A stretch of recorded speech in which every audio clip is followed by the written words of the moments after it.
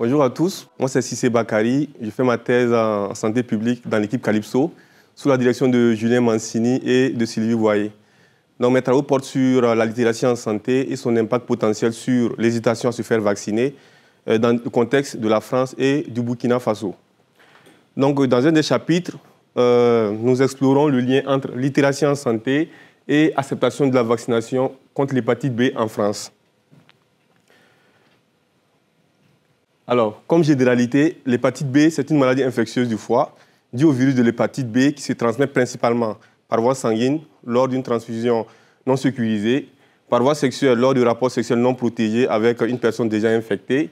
Et la transmission peut être également transversale de la mère à l'enfant en période périnatale ou lors de l'accouchement.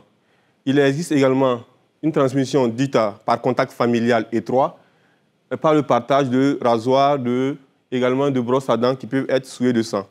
Lorsque le virus est dans l'organisme, l'évolution peut être aiguë et guérir spontanément, ou elle peut évoluer vers, de façon chronique et à plus ou moins long terme donner une cirrhose ou un cancer du foie.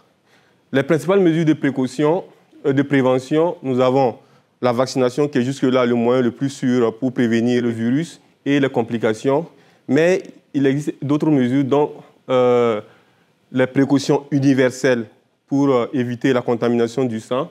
Également, la réduction des comportements à risque avec le port du préservatif et également les injections sécurisées. En plus de ces mesures, il y a un traitement à base d'antirétroviraux qui ne guérissent pas l'infection, mais permet de stopper la réplication du virus et donc d'arrêter la transmission et l'évolution vers les complications. Quant au fardeau de la maladie, l'hépatite B, c'est plus de 250 millions de cas chroniques à travers le monde, plus de 1 million de décès chaque année et on estime que 1,5 million de nouveaux cas surviennent chaque année. Au vu de ces chiffres, l'Organisation mondiale de la santé s'est donné comme objectif d'ici à 2030 de réduire l'incidence de 90% et la mortalité de 65%, ce en boostant le dépistage et en traitant les cas positifs et en vaccinant les cas négatifs. Pour ce qui est de la France, on estime que 135 000 personnes sont porteurs chroniques du virus de l'hépatite B, 112 000 sont pour le moment non diagnostiqués et la mortalité hospitalière pour cirrhose ou cancer du foie est d'environ 1 300 à 1 400 par an. Et quand on regarde le nombre de tests réalisés, on a une évolution de 2016 à 2021, c'est plus de 25% de tests réalisés et le taux de positivité en 2021 était de 0,69%, soit plus de 4 fois plus que le taux de positivité du VIH dans la même année. Et quand on regarde la distribution des cas sur le territoire en France métropolitaine, on voit qu'il y a une dizaine de cas dans chaque département avec les départements à fort taux que sont l'Île-de-France et les Alpes-Maritimes, les autres Alpes. En France, la transmission est essentiellement par voie sexuelle. Donc, les mesures de prévention tournent autour de la réduction des comportements à risque avec le préservatif qui est gratuit depuis janvier 2023 pour les moins de 26 ans en pharmacie. Mais il y a également le test and treat, dépister et traiter rapidement et bien sûr la vaccination. En venant donc à cette vaccination, le vaccin de l'hépatite B est un vaccin qui est très efficace, mais qui a fait l'objet d'une très grande controverse dans les années 90. Ce vaccin était lié à la survenue de sclérose en plaques, qui est une maladie démyélinisante du système nerveux central. Et plusieurs études ont été menées et ont conclu que l'association était fortuite entre le vaccin et la sclérose en plaques, qui a été repris par la Haute Autorité de Santé publique, l'Organisation mondiale de la santé. Et en France, depuis janvier 2018, le vaccin fait partie des vaccins dans le cadre de la prévention primaire des nouveau-nés et des nourrissons. Ce vaccin fait partie. Et en milieu professionnel, depuis des années, le vaccin est obligatoire. Et dans certains sous-groupes à risque aussi, c'est obligatoire. Mais depuis qu'on s'est fixé des objectifs pour 2030, c'est recommandé pour tout le monde. Mais quand on regarde l'évolution de la courbe depuis que le vaccin est remboursé par la Sécurité sociale en 2008, on voit que la courbe est ascendante, mais elle reste inférieure en dessous des autres vaccins. Et quand on regarde la couverture chez les 14-15 ans, pour des études menant 1996 et 2017. C'est les jeunes adultes actuellement. On voit qu'avec la controverse, la courbe diminue et peine à dépasser les 50%. Également, Santé publique France réalise chaque année des études pour voir la réticence vis-à-vis des vaccins. Le vaccin de l'hépatite B est le deuxième vaccin le plus réticent en population française et on pointe du doigt le manque de confiance aux agents de santé et également aux médecins. Alors qu'il n'existe pas en tant que tel de solution pour augmenter cette confiance qui est d'ailleurs cruciale pour améliorer la couverture.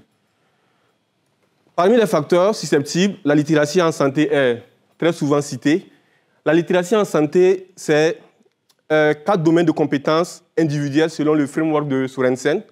Accéder aux informations de santé, comprendre ces informations, pouvoir les évaluer en vue de les appliquer pour maintenir et promouvoir sa propre santé, mais aussi la santé autour de soi. Il y a aussi un framework de Parker qui met la littératie en santé au croisement des compétences individuelles, mais aussi une augmentation de l'offre de soins et également une diminution de la complexité du système. Alors, dans cette analyse, nous voulons examiner l'influence de la littératie en santé sur les opinions envers la vaccination contre l'hépatite B et de façon spécifique, nous voulons décrire ces opinions sur le vaccin et voir les variables associées, estimer l'effet direct de la littératie en santé sur ces opinions et enfin estimer l'effet indirect de la littératie sur ces opinions. Donc ces objectifs découlent de notre cadre conceptuel que nous voulons tester empiriquement. Dans ce cadre conceptuel, nous avons comme hypothèse générale que la littératie en santé influence les opinions sur la vaccination directement, mais aussi indirectement. De façon directe, nous estimons que la littératie en santé a des effets directs sur les opinions sur la vaccination. Également, les effets indirects passent par 2 variables médiatrices que sont la confiance au système de santé, notamment la confiance aux médecins, la confiance aux agents de santé. Et la littératie en santé passe d'autre part par les opinions sur la vaccination en général. Et aussi, nous faisons l'hypothèse que ces 2 variables médiatrices interagissent entre elles. Et enfin, nous émettons l'hypothèse que ces effets varient selon le sexe, selon l'âge, selon la difficulté financière, traduisant ainsi les différences d'accès à l'information, mais aussi les inégalités sociales de santé. Donc, pour vérifier ces hypothèses, nous avons utilisé les données de l'enquête transversale réalisée en France métropolitaine en décembre 2021 dans le cadre du projet Slavako, suivi longitudinal des attitudes envers la vaccination Covid. Et la population source était le panel Bilindi, qui était un panel en ligne de plus de 750 ménages distribués sur toute la France. Nous avons fait d'abord un échantillonnage aléatoire sur 25 800 adultes à qui un questionnaire en ligne a été auto-administré. Et ensuite, nous avons fait un échantillonnage par quota pour retenir 2022 adultes représentatifs de la population française selon le sexe, l'âge, la catégorie professionnelle et la densité par région. Et on a fait des ajustements finaux pour, en pondérant les données. Alors, la variable d'intérêt, opinion sur la vaccination contre l'hépatite B, a été mesurée par une question issue du baromètre santé.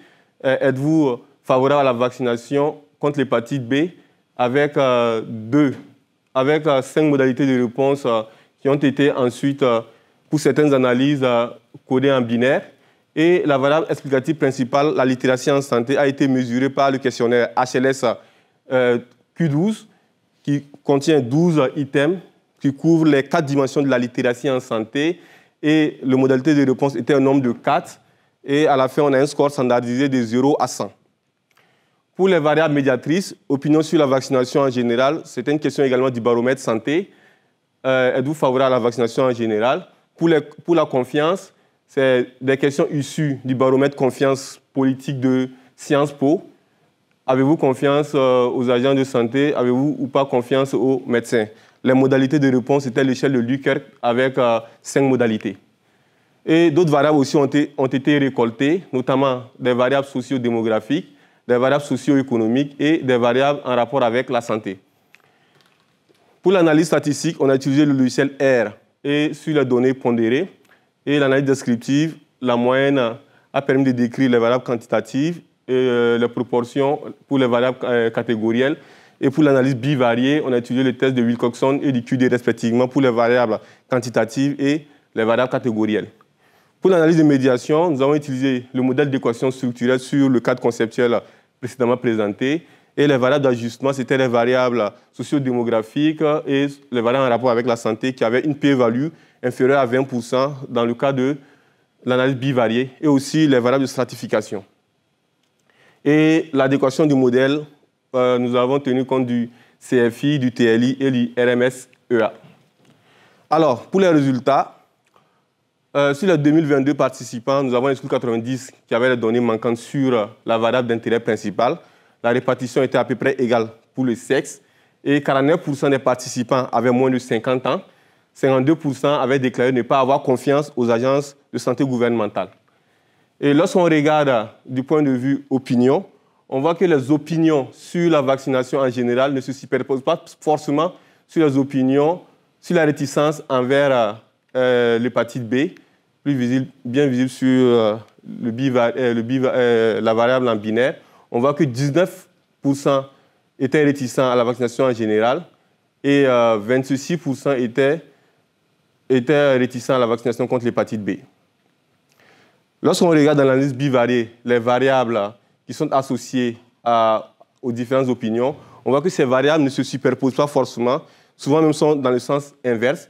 Par exemple, pour la difficulté financière, on voit que c'est ceux qui étaient en difficulté financière étaient plus réticents pour la vaccination en général, alors que c'est ceux qui étaient financièrement plus nantis étaient réticents contre la vaccination contre l'hépatite B. Dans l'analyse de corrélation, on voit que les variables sont bien corrélées entre elles et que c'est globalement significatif et cohérent aussi avec notre cadre conceptuel. Et donc, ce qui implique que on peut réaliser notre modèle de médiation. Alors, dans l'analyse de médiation, sur cette slide, on voit que la littératie en santé n'a pas d'effet direct sur les opinions envers la vaccination contre l'hépatite B. La littératie en santé n'a pas non plus d'effet indirect passant par les opinions sur la vaccination en général, mais tout l'effet est médié par la confiance au système de santé. En effet, la littératie va augmenter la confiance qui elle-même est liée aux opinions sur la vaccination. Et quand on regarde le pourcentage médié, lorsque la variable médiatrice est seulement la confiance, on a plus de 52%. Et lorsque on tient compte de l'interaction confiance au système et opinion sur la vaccination, on est à peu près à 46%. Et les paramètres d'adéquation montrent que le modèle était bien calibré et aussi robuste. Lorsqu'on fait la stratification selon les sexes, les résultats observés sont cohérents avec ce qui a été présenté précédemment. Et on voit que le pourcentage médié pour les femmes et les hommes reste assez fort, mais un peu plus fort chez les hommes que chez les femmes. Même constat, lorsqu'on regarde les résultats, c'est la même tendance que ce qui a été présenté précédemment. Et on voit que la médiation également est forte pour les deux tranches d'âge inférieures à 50 ans et supérieures égales à 50 ans, mais un peu plus fort chez les personnes, chez les adultes plus âgés. Quand on tient compte de la stratification selon la situation financière, là, on voit que le pourcentage médié est très élevé chez les personnes ayant déclaré une situation financière difficile par rapport à ceux n'ayant pas déclaré une difficulté financière, respectivement de 54% et de 39%. Cela suggère que la littératie en santé peut jouer un rôle déterminant, ou joue même un rôle déterminant dans les coûts socio-économiques défavorables. Alors, quelques éléments de discussion sur les résultats présentés. Dans cette étude, on a vu que 26% des répondants étaient réticents à la vaccination contre l'hépatite B en général.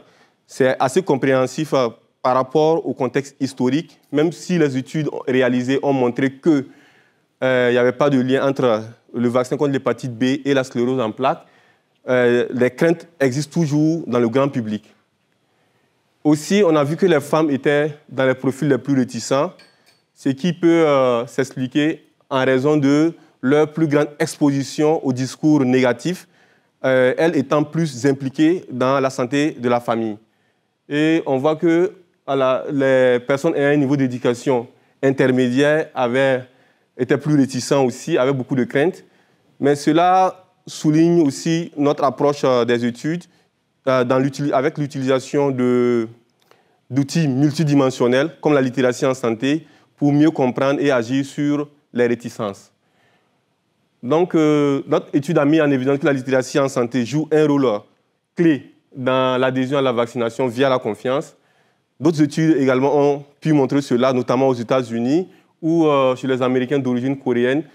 Ceux qui avaient des obstacles liés à la littératie en santé avaient du mal à prévenir et à accéder aux soins de l'hépatite B. Également, en République démocratique du Congo, la confiance dans le personnel de santé était un indicateur d'une meilleure acceptation et efficacité des activités communautaires sur l'hépatite B. Donc concrètement, la littératie en santé va permettre de renforcer la compréhension du système de vaccination, mais va également faciliter la communication entre soignants et soignés, et donc augmenter la confiance et la rendre durable pour réduire les réticences vaccinales. Et enfin, le fait qu'on n'ait pas trouvé de lien entre littératie en santé et opinion envers la vaccination, opinion favorable envers la vaccination, ça peut être spécifique au vaccin contre l'hépatite B. Mais ce qu'il faut retenir, que la vaccination, c'est quelque chose de très complexe qui tient fortement compte, qui est fortement influencé par la confiance d'abord collective et aussi du contexte social. Donc pour conclure, nous allons souligner quelques limites méthodologiques de notre étude. D'abord, la conception transversale fait que pour interpréter nos causalités, on doit avoir un peu de recul. Également, l'échantillonnage par quota et l'enquête en ligne peuvent limiter la représentativité de notre échantillon. Et l'enquête a été menée dans le contexte fin Covid, qui a été fortement médiatisé, et il y avait un phénomène de désinformation, donc ce qui aurait pu influencer les opinions que nous avons recueillies. Les prochaines étapes, on a une nouvelle enquête sur la littératie en santé envergure France métropolitaine qui sera réalisée d'ici la fin de l'année sur un échantillon, on espère, plus représentatif. Et nous allons utiliser d'autres échelles de la littératie en santé, notamment l'échelle de la littératie en santé vaccinale. Et nous allons explorer d'autres médiateurs de la littératie vaccinale avec le cas théorique des 7C. Je vous remercie.